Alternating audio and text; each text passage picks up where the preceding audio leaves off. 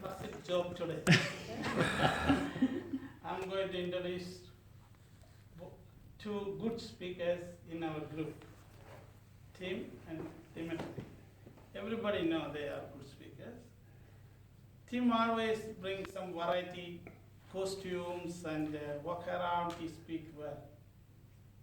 Everybody, know Dimitri also loud voice.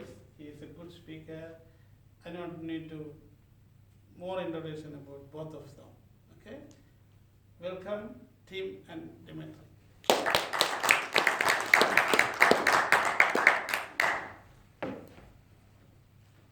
Now you all know me, and you all know what I do. That's right, I fix broken buildings.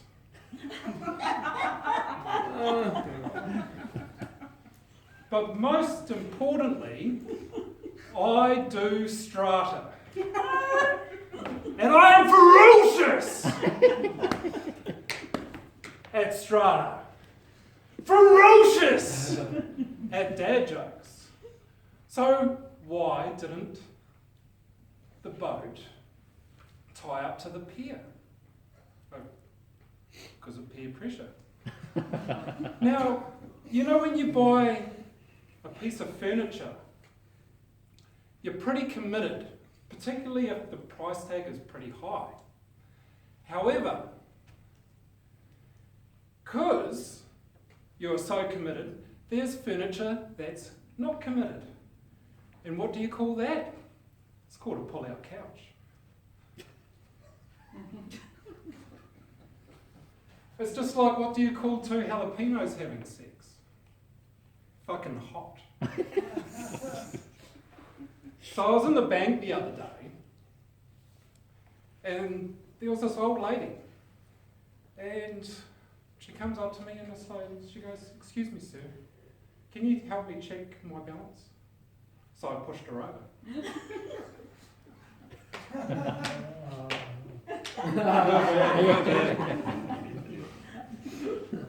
But that reminds me, how do you catch a unique animal?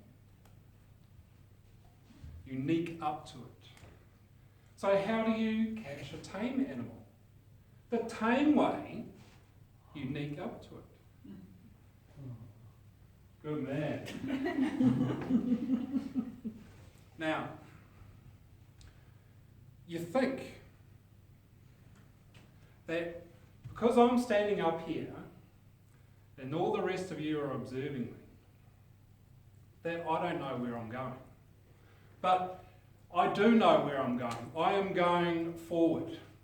My competitors are always looking at me. They're always comparing, always reacting. However, I'm always moving forward. You've got to move forward, people. Toastmasters is a safe place to learn, to explore, and to find yourself, your personality, and to move your needle forward, slowly, by little bit, inch by inch. That no matter how well you do, you can never be the best public speaker ever, because public speaking is the infinite game. There are unknown number of players. There are no winners.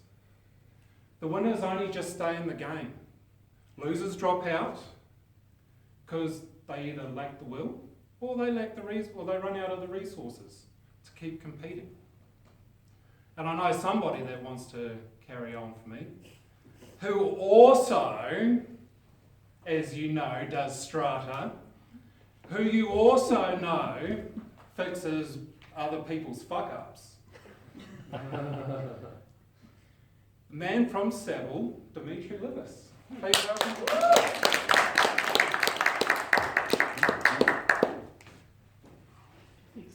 I do fix strata. I do strata. I fix broken buildings. We create healthy buildings.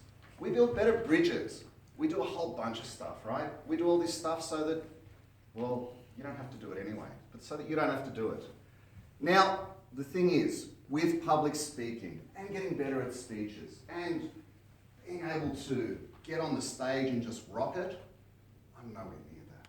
But I love pretending like I am. And like I've said in the past, pretend until you actually get there.